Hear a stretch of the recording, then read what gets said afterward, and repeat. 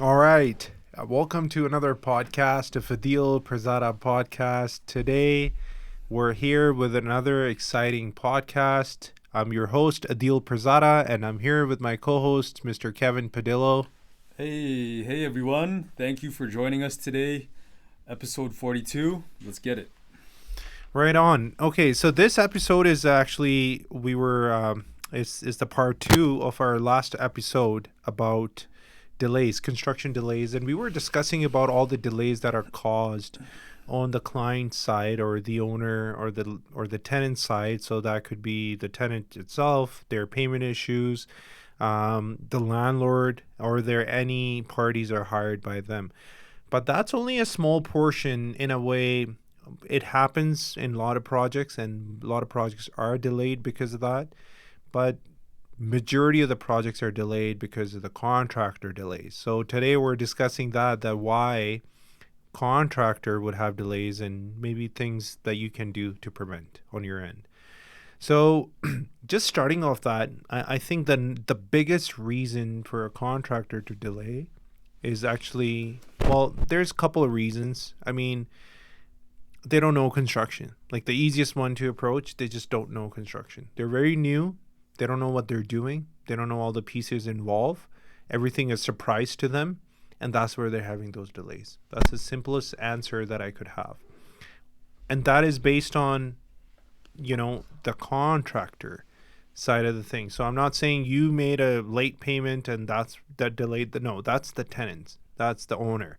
Talking about what is within the contractor's control that is letting them delay, which is their experience. They just don't have enough experience. They never thought that there would be another inspection. They never thought that city will require these piece of documents before they can move forward to the next step. So they missed that step. Now they have to go get that done. And that's why delay happened. One of another example experience, and I've seen a lot of them. We have fixed a lot of projects that were done by a broken contractor, and then we have fixed it. But I'll give you an example of a project and what could cause a delay. And that is even somewhat experienced contractor. But guess what? A residential experienced contractor. Okay. So this contractor was building commercial tenant space, and they got good finishing, and no complaints. Things are going well. They're just running the show their way, even though it's a commercial site, but you can tell these are residential guys. And then they're running the thing and they're going really fast. And it was a small store. It's like a convenience store, not much needed. Flooring, walls, ceiling tiles, and some graphics, electrical lighting. And there's not even plumbing, right? It's a convenience store, sort of. All good. So they're all done. They're like, hey, owner, our store is done. You can take over. Owner takes over, fills up the shelves, ready to go. I'm thinking of opening. Books the inspection with the city. The city shows up and says, oh, by the way, your place looks amazing, but you're missing fire sprinklers. So this whole time, they did not get fire sprinklers done. They just left it up in the ceiling, sitting like that, and they thought they just could put ceiling tile and that would be it. But it's not how it works. So that is where maybe their knowledge or maybe something else. To me, if their residential contractor was their knowledge, they thought, oh, it's protected. The fire sprinklers are there, but they don't understand the code that need to be brought down underneath the ceiling space into the ceiling tile. So they never did that. So guess what? The owner had to go back, and now they had to change. They have to remove all their products and all their inventory from the store and all the shelving.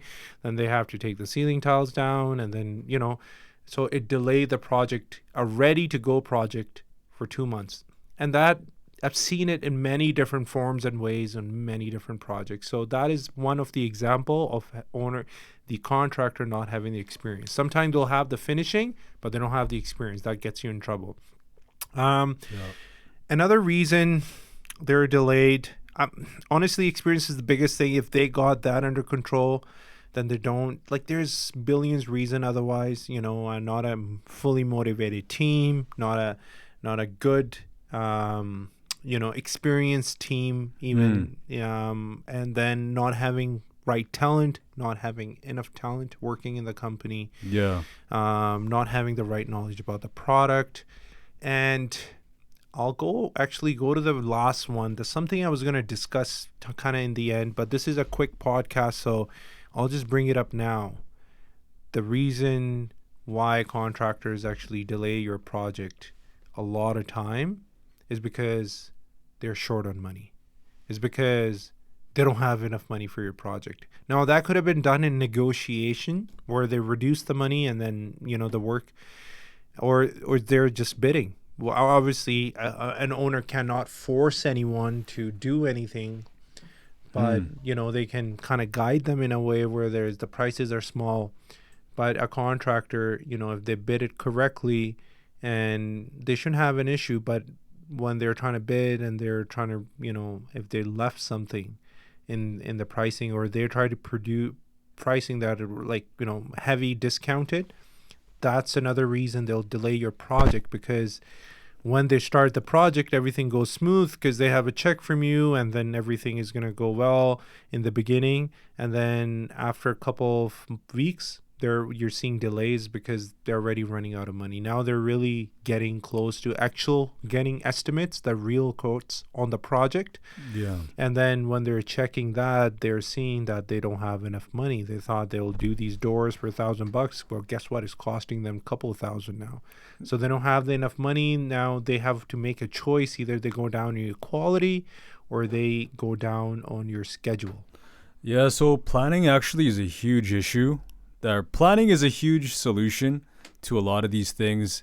These happen during the pre-construction stage, during even also the estimation stage. If with a good estimator, Adeel's really good at this. He will actually plan in ahead to know what are the delays that could happen, and also,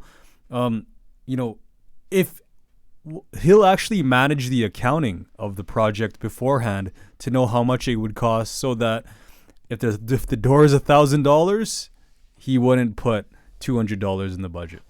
Yeah. So that's a huge plus. Yeah. So it happens because of that. But what Kevin actually just said, okay, so that is what a bad contractor and the issues that you would have to face. Yeah. What is a good contractor is like that are not causing you delays? Well, the good contractor is actually the ones that when you are not even a contract with them, and they've seen your projects, they've seen your drawings, and they can already point out things that could potentially cause delays, and they're already warning you. That's a free advice, doesn't cost you anything. That's a sign of a really good contractor, that they already can see a project happening, and then they can already look at things, and then they can say, you know what, I see this in your design, and this could cause a possible delay. Yeah, they can see it already in advance. That's really skilled. Yeah. And that's a trait of a good contractor. That's who you want on your team in a way. That who already have the vision and have the eye to look for the things that could potentially delay your project. And this is where goes the bad contractor, who actually does not have a good planning. Not even they can see the issues that already are in your design, but they're also not even planning the issues they will have on site, like material. So maybe they should get all the framing and drywall because, there is a long time in getting it delivered or whatnot, or any other material, and they're not thinking about that ahead of time. They're not thinking yet that in a month time or 2 weeks I need a toilet and sink, and already working on that and waiting last minute. And when they can't find that product, that delays your project. So planning is a big part. Not estimating is a big part, and not having experience is a big reason for delaying your projects. For sure. As we wrap it up, I did want to wrap this up with just some final things from Lean. I was at a Lean event today. They did covered the 8 wastes of Lean, and I'll share with you here. This can be broken down into a little acronym called downtime. So it would be defects is an issue of waste, which is waste would be a waste of time or waste of money. Overproduction, so if you work it too much. Waiting, non-utilized talent, so just like Adeel shared earlier.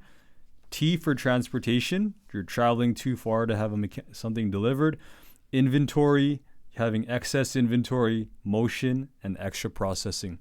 These 8 things are the main causes of waste in your project equals delays. So I'll cover this more at another day, just to add on to what Adeel's saying.